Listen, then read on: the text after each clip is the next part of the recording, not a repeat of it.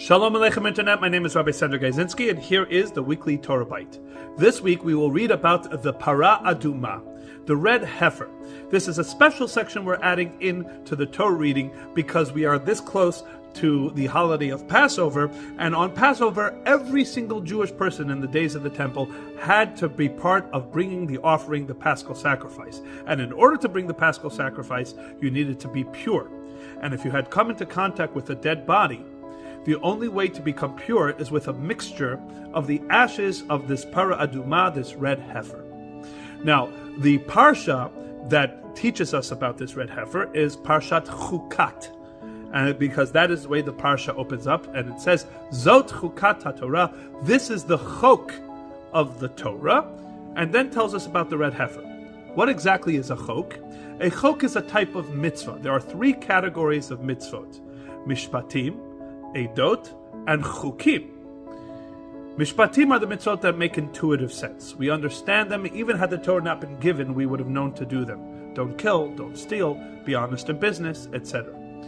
Then there are the mitzvot called the Eidot, testimonials, like Shabbat, that if the Torah had not been given, we would not have known that I'm supposed to rest on the seventh day and eat gefilte fish.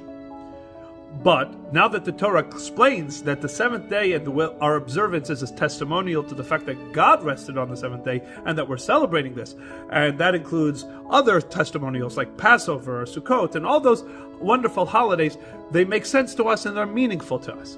But then there's a category of mitzvah that makes no sense whatsoever.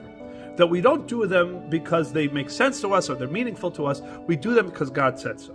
And these are called chukim, or an individual mitzvah, a chok. For example, milk and meat, right? Why is it that we're not allowed to eat milk and meat? Why is that a forbidden combination? Because God said so. That's because the Torah says. And there are multiple mitzvahs that fall into this category. And this is one of them, this red heifer, that the ashes of a red cow specifically should be what purifies one from coming into contact with a dead body. That is not something that has any logical underpinning, and we do it because God said so. But the thing is, when the Torah introduces this, it doesn't say this is one of the choks of the Torah. It says, Zot Chukat HaTorah, this is the chok of the Torah. This one, more than any of the other ones, personifies the whole concept of a chok and teaches us, and this is the chok of the Torah. Now, some of the commentaries explain, because while all the mitzvot that fall under chukim are not based in logic, but the Parah Aduma, this red heifer, is not only illogical, it is paradoxical. It is actually counterintuitive. And the reason for this is because if there is nothing that purifies an individual from coming into contact with the dead body other than the ashes of this red heifer, then obviously the ashes of the red heifer is some super purifying agent. But interestingly enough, all the individuals, all the Kohanim, who are involved in preparing and then sprinkling these ashes on this individual, all become impure from coming into contact with these ashes. So the same ashes that purified this fellow make these people impure.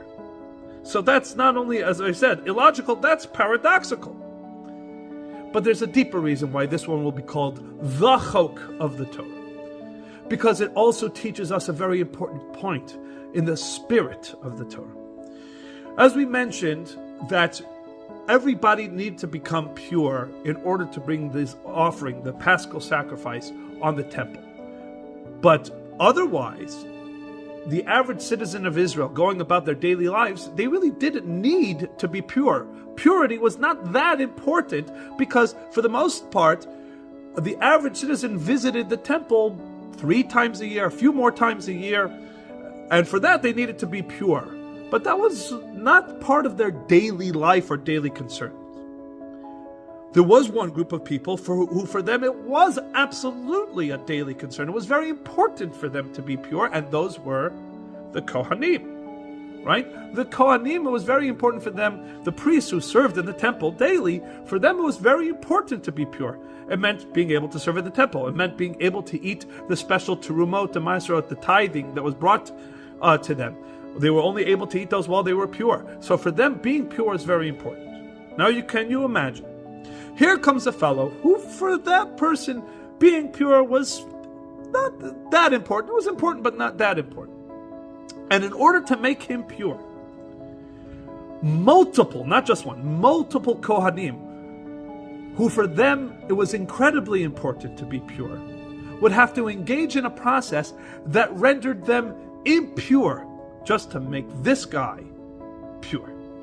They would have to give up, more than one would have to give up more, so that this guy could then have something that was less important to him. And you would think that when that would come up and say, okay, we have a fellow here who wants to become pure, we need to prepare the Para Aduma ashes in order to render him pure. Who's up for it?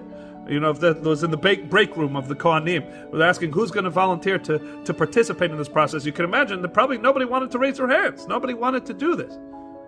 And the answer is, historically, that was not the case.